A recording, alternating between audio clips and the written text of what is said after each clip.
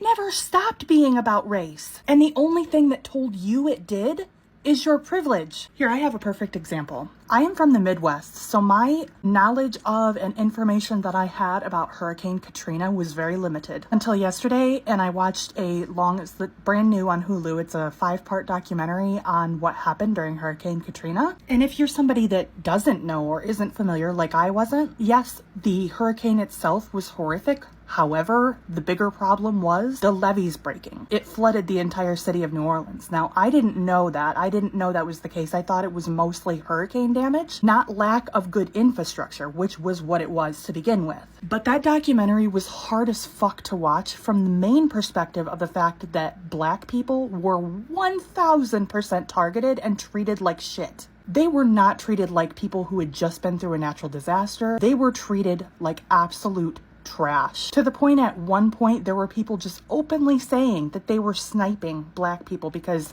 they might be looters. And it wasn't just that, it was the evacuation issues, the fact that there were thousands without food and water. There were little babies, new babies that hadn't had formula in a week. And you could see crowds and crowds of Black people. There really weren't any white people. And I'm not saying no white people suffered during Hurricane Katrina. They absolutely did. That's not what I'm saying. But when you're looking at the Superdome and at the convention center, when they're showing like overview, panning over people, it is a sea of Black people. And they were suffering.